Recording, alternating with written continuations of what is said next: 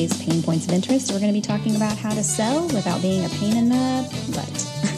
Join us in just a minute as we flesh out this topic.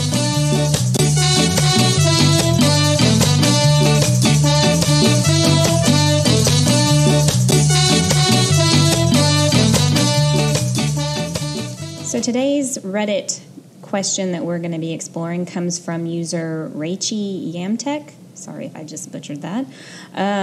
They're asking, as a small business owner, I need to sell, but how do I go about it without being a pain in the meh?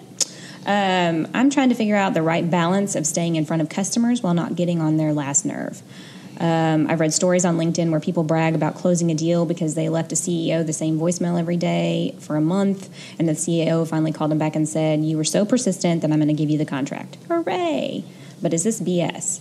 I've been doing sales for a few years, and I've never had this happen to me. I've called prospects methodically over a period of time, and it only pays off in some cases. I'm sure it's because they finally needed my service. In other words, I can tell it's just plain annoying to most potential customers.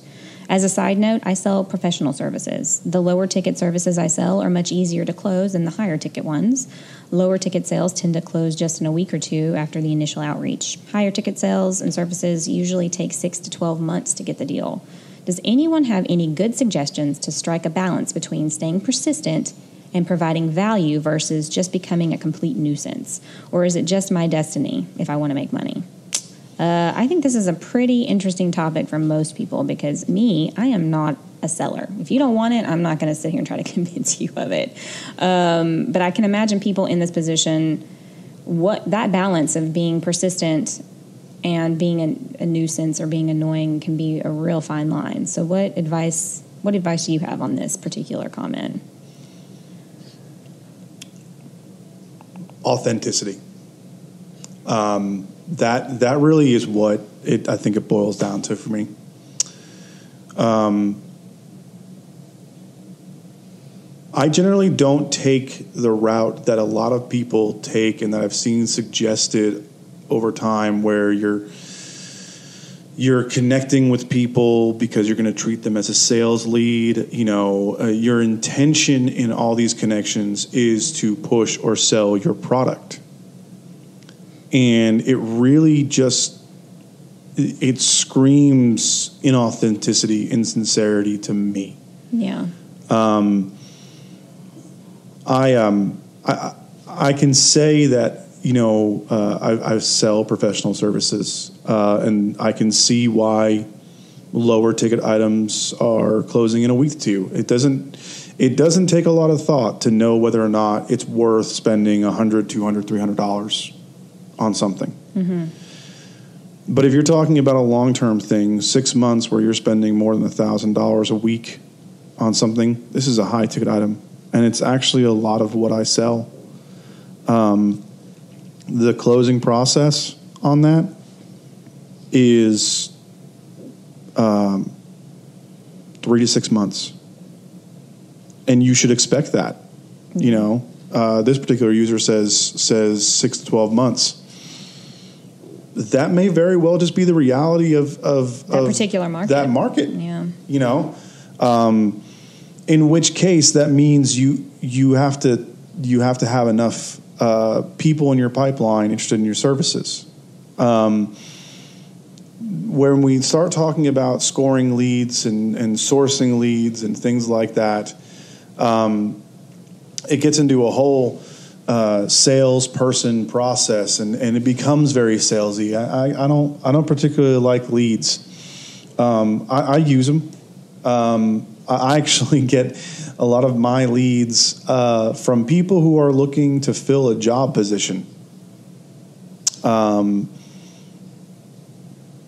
My advice goes back to the authenticity. The authenticity, and if you're going to be persistent in quantity, not quality. That's really what it boils down to. Don't be persistent, every day for a month with a single lead. No. Mm-hmm. Take a genuine interest in your leads, in their lives. Make a genuine connection with them, and just naturally naturally keep up with those people through the wide variety of social media that we have available.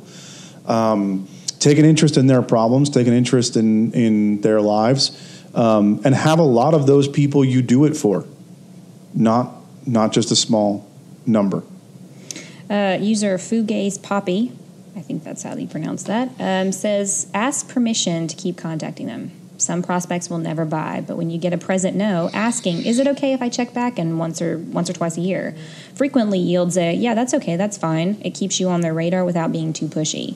And if they say no, just delete them from your contact list. And I kind of feel like in this particular type of business that the original question came from, it may be that's a good piece of advice. You know, I think also too, being passionate about what you're selling, you know, also comes across to the person you're trying to sell to. Hey, this person's really passionate about this, and they seem very excited, and that also influences the person you're trying to sell, I think, in some ways. Because if you're real passionate about it, they're going to probably, if you can convey that passion in an excitable way, I think they're going to be excited with you and maybe be more interested than just being like, hey, I got some pencils to sell you. You know, that's not very exciting. Nobody cares. Yeah, and I think that passion translates out to their network. Yeah. You know, the people who are paying you a lot of money tend to have other people that pay a lot of money. You know, I hate to sometimes put it that way, but it's the truth. Mm-hmm. Network with those people who are already your clients. Yeah. You know, and get into their circles. And really develop great relationships with the people who are already buying your service so that maybe they'll do some of the work for you and recommend you to their colleagues or... It's so simple these days to network with social media. If you're tight with somebody on social media, and especially if you do business-to-business sales, and if you do business-to-business and you're not on LinkedIn, you're shooting yourself in the foot. Yeah. You know... you might as well stop doing whatever you're doing, because LinkedIn has such a great organic growth right now. It's one of those social media platforms that is not yet fully monetized advertising, and therefore organic growth is fantastic. Yeah. And when you take a vested interest in your connections, especially those that currently buy from you or who follow along the same vein, their connections see that the more you do it, and they start going, hey, you know what? I could use something like this, you know, or they come up with something that say, hey, can you do this for me? And suddenly you have a whole new service or product you can offer. Yeah. Do the networking. Yeah. Focus on authenticity. And find a way to network with other people. That's how you're going to be able to sell. And avoid all that pushy, annoying kind of nonsense that most of us all find, you know, unappealing. Absolutely. All right. Well, that's going to be all for us today. We hope you guys enjoyed that. And if you guys have any questions or comments or a future topic of discussion for us, come find us on our social media at PaynePoints.com, on Facebook and LinkedIn at PaynePoints, on Instagram at Payne.points, and on Twitter at Points Payne. That's it. You got it. Yeah, I got it that time. Join us tomorrow as we talk about a whole other topic on Reddit, and we'll see you then.